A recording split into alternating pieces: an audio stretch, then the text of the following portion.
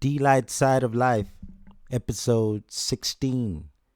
Hi, I'd like to discuss outgrowing friends, people, friendships, relationships. I think it's something we can all relate to.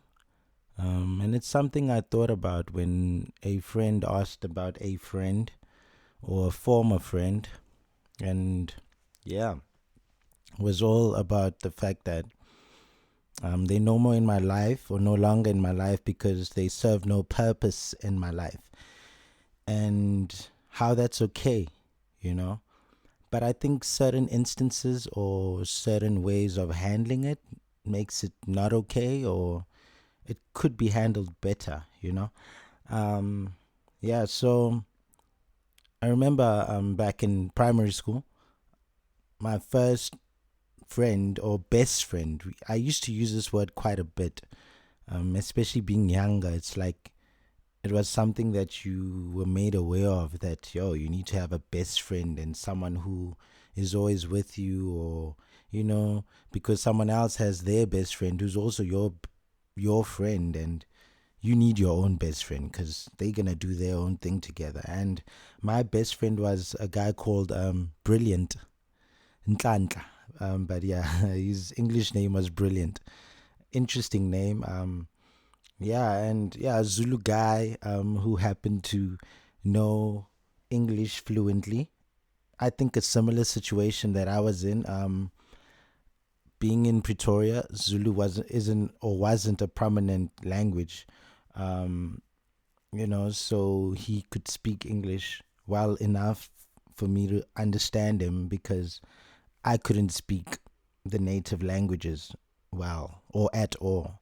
So yeah, we became pretty close. I think him and I started to really become friends in grade 3, which is known as standard 1 back in the day.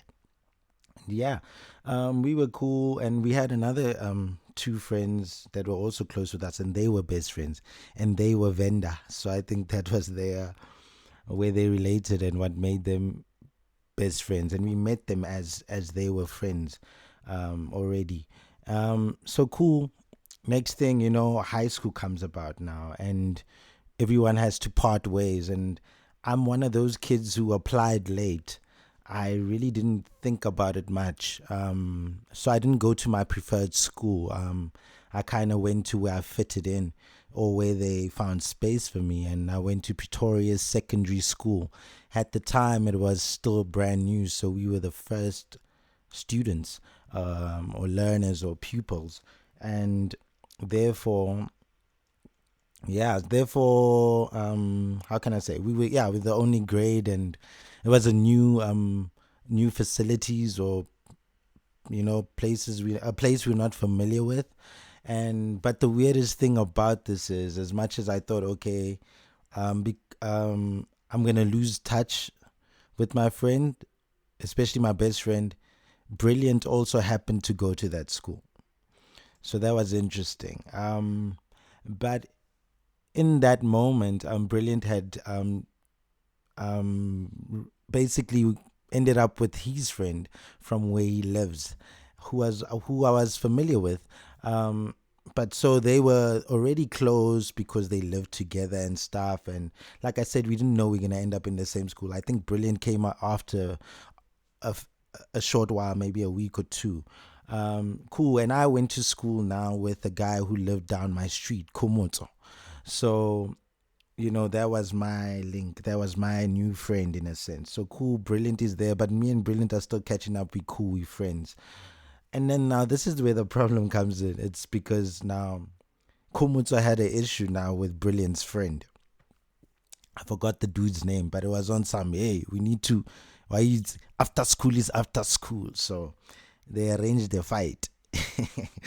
And I'm with Komutsu, he's my nigga. And it was like, I understood Komutsu's argument and his issue. And the thing is, he wasn't fighting with Brilliant. So I don't know if I would have chosen him over Brilliant because I was still new to him.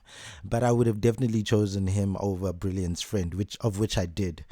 And cool, they had their tussle, their thing after school, which was not really a fight, just an argument and whatnot. But it was clear from then on that me and Brilliant can't really be cool. But we were not against each other. We never beefed or anything like that. We just never chilled. And now, fast forward, cool. Um, After high school, I remember now, there was a time because of Facebook, you learn how to catch up with people. I think I got onto Facebook maybe 2005 or so. So then somehow I found Brilliant, Wawan, again, because I moved schools. So it was one of those things of, you forget why you even stop speaking to someone. And so this was interesting. So it's one of those, yo, man, let's link up. Hey, it's been a long time, wara wara wara. And the thing is, we always think things are the same as they used to be, and you have this nostalgic thingy, similar with going back to an ex and stuff. You're like, yeah, let's catch up, let's go back. And sometimes where you have grown to is similar, and therefore when you do catch up and reintroduce each other, it's effortless, and therefore it's worth it. But with Brilliant, I think the first sign I should have seen was that it wouldn't really work out. Is Brilliant basically he arrived to the day that we were like gonna link up. Kadi kavela, you know. Like, back then, for my 2K, for 2000s, my 2000, basically we had something called pantsulas. Pantsulas were a bit more loose pants type. They'd wear all stars, sporties and stuff, which are bucket hats. But tsatsantsa's were like more tight jean, diesel, Levi's, and then so were the shoes were like on the diesel tips, and then somewhere with the cavelas, but it was more very clean, very, hey, these guys are wearing like what our timers are wearing already. So Brilliant was on this clean tip. Now I'm still wearing the Billabong, Quicksilver. I'm still on top of that. I'm not just wearing like a kid, but I'm wearing like how can I say, hip hop type of kid, hip hop influence kid. So I have my flag on, and and it was just off, man. And even the language, and I quickly picked up that we are in different worlds. He was into different music and stuff. But the weird thing about that day, on top of that, which we probably shouldn't have done, is agree to go and watch movies. Like, now that I think about it, what a two two 19-year-olds or so going to watch movies for, to catch up. And but anyway, so that's what happened. I never saw Brilliant again. Still had him on Facebook and stuff. But I think there, in that instance, we outgrew each other, but it was still okay. We were still cool. We could still meet up and say, "Hey, what's good?" And there were no issues. It's just like you and I, Rashapucho. It was nice when it lasted. So that one I'm okay with. I'm pleased with. And now the weird thing is, or the funny thing is, I don't know if it's funny, but Kumuto himself kept staying down my street. He always lived down my street. But because I moved schools, of which him and Brilliant remained in, which is Pretoria Secondary School, once I moved to a school called Charlton Force College in closer to the area where I live. And that was my mom's decision to say, yo, it's just better this way. You wake up later than you usually do. You don't have to travel so far. It's convenient. So, because of this, I would see Kumutso less. And therefore, we, naturally just stop seeing each other, stop being as friendly and stuff like that. So, and then on top of that now, Kumutso's brother, his little brother, was more aligned to me, because his brother caught wind of the fact that I was into music, and there's a dance crew that was linked to my crew, and therefore he liked dancing, and he also took up rapping, and I guess he kind of looked up to me in some way, because I'm his brother's age, but I'm someone who he relates with more in that sense, specifically. So we grew a friendship from there. And but I think Kumuto took it weirdly, like eh bana, but for me it was just natural that, yo man, we have similar interests, therefore it's cool. I'm not really considering the fact that I used to be your older brother's friend. And the age difference wasn't that significant. I mean, at that age though, it was. Remember the age where we were in high school and you couldn't even date a, like, you in matric and you can't even date a grade 8. Like, people are like, what, nigga, she's too young. Like, even grade 9 or even a grade lower, it's like you kind of like reaching, like, ish, we'll make an exception, but nah, it's not preferred. So his brother, Kumuto's brother, was about, yeah, maybe 3 or 4 years younger. Yeah, so that's the weird thing, is that I left one friendship for this other friendship, technically, because Kumuto was beefing with Brilliant's friend, only for me not to be friends with Kumuto anymore. But I wouldn't say we're not friends. It's just that I think friends are defined by the closeness. And maybe if you change the definition of what a friend is, you find that we could still qualify as friends, because when we see each other, we're good. We just don't depend on each other. We don't know what's occurring in each other's lives. And the thing is with Kumuto, there's another time when I saw him, and it's one of those things of, hey, what's good? The same thing that happened with me and Brilliant, trying to like, yo, maybe we should chill. Is the fact that when I linked up with Komuzo, he was very like religious and, yo, you must come to my church and hey, my pastor this, and it's like, I respect that and it's what you do, but I was not only was I not into the church that he was into, or I don't come from that environment, but I'm atheist at the time, I don't even believe in anything that you believe in, so it was very awkward. And I could see that his life revolved around the church. And that means, like, the type of people he dated, the type of stuff he could talk about, the language, the music. Because I'd see him consistently, because he lives up my street. So we'd go to the same shop. We'd always bump into each other. But now when we'd see each other, our bump ins would be more brief and more brief, until we really like just greeted. Yeah, so there I too would say that, nothing bad occurred. And you know what I mean? I guess we just both individually think about it. Maybe we do, maybe we don't. But I'd assume that he does. And you just assume, like, hey, what went wrong? Why did does this guy not like me? And I can't really think back to exactly when the last days were of seeing each other. But as far as I know, we good. Yeah, but now there's an issue where there's a situation where I know I failed. And for no reason at all. Like, I was a child, and that's the best reason I can give, is the fact that I was in Charlton Force in this new school. And in the school, it was quite quickly I became known as the singer, and they had names for me and stuff like that, John Legend and blah blah blah, whatever. And therefore, like, I remember on the second year that I was there, because the first year I came mid-year, so they had this review thingy, which is like a talent show, and it had already been happening, like it was about to happen as I arrived. So it was a bit too late for me, and I wasn't even in that headspace.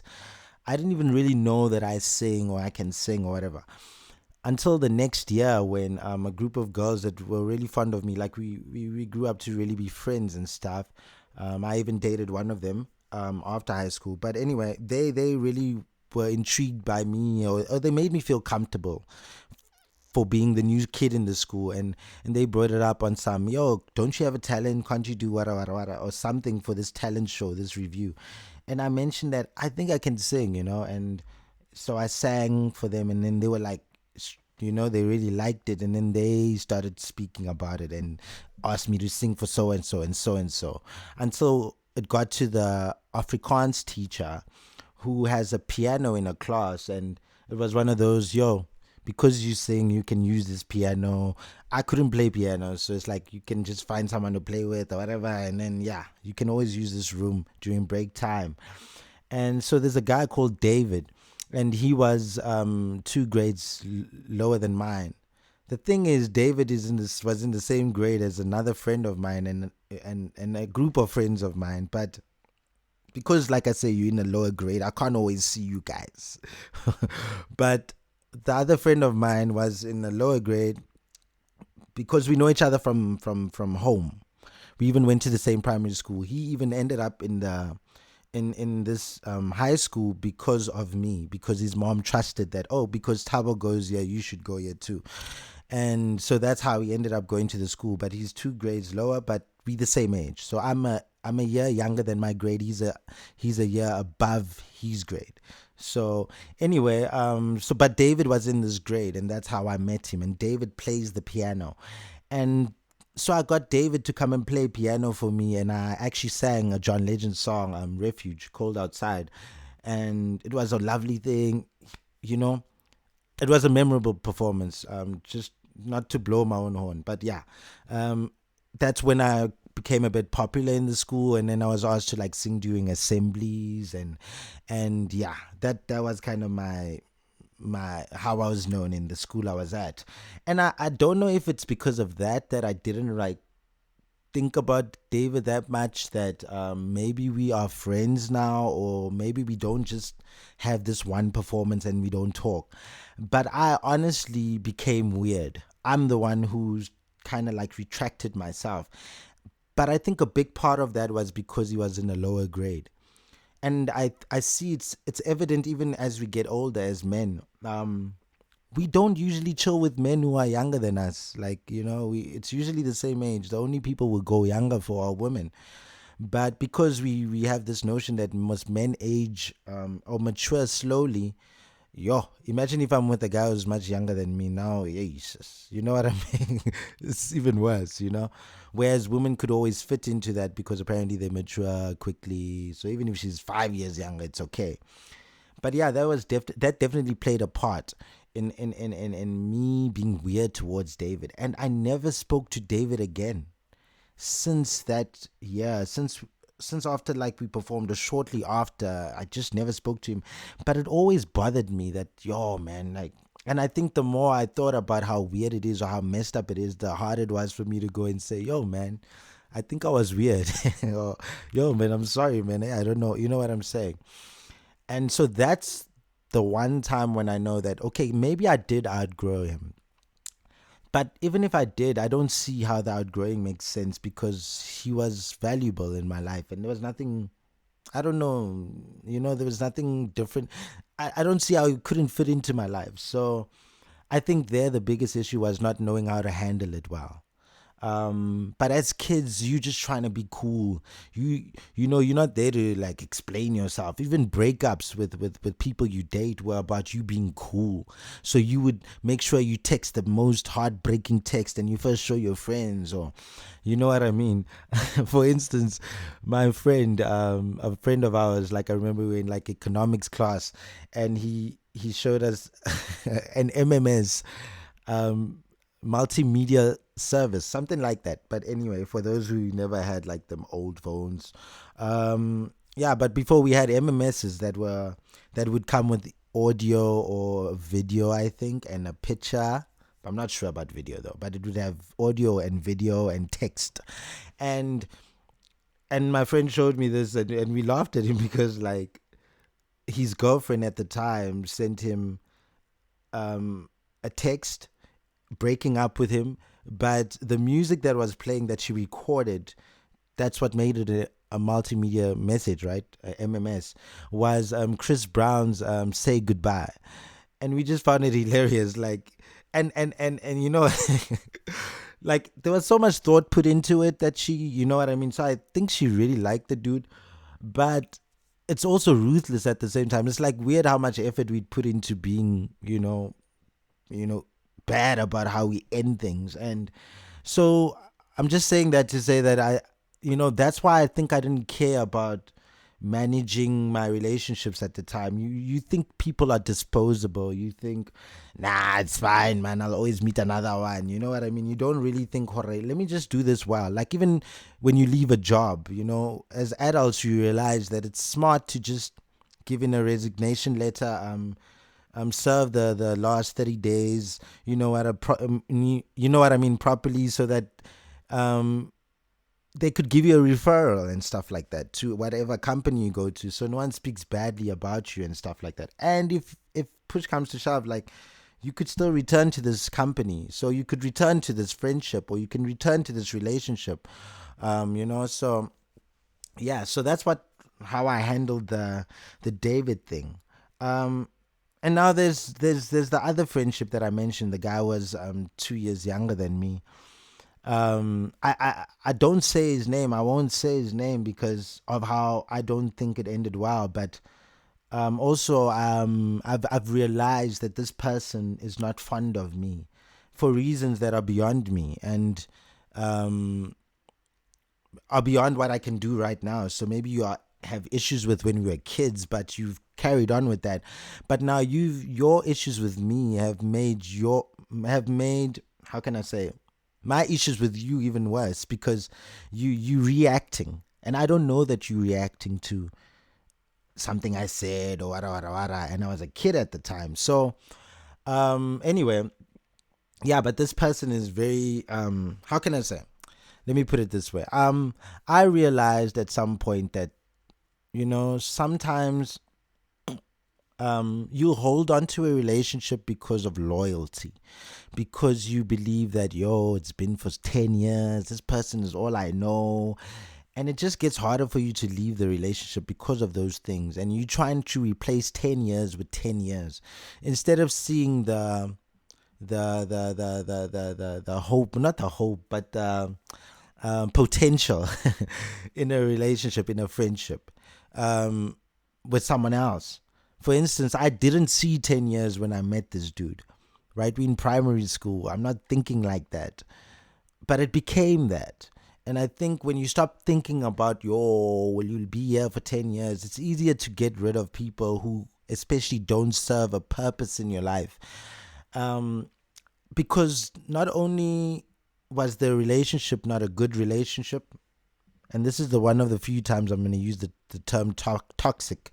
It's used quite a bit. I'm not against it. I'm not saying people shouldn't use it, but yeah, it's out there. I see toxic every day, so I don't want to really use it. But yeah, it was toxic in the sense that there's almost not a single person I could come across that doesn't have an issue with him.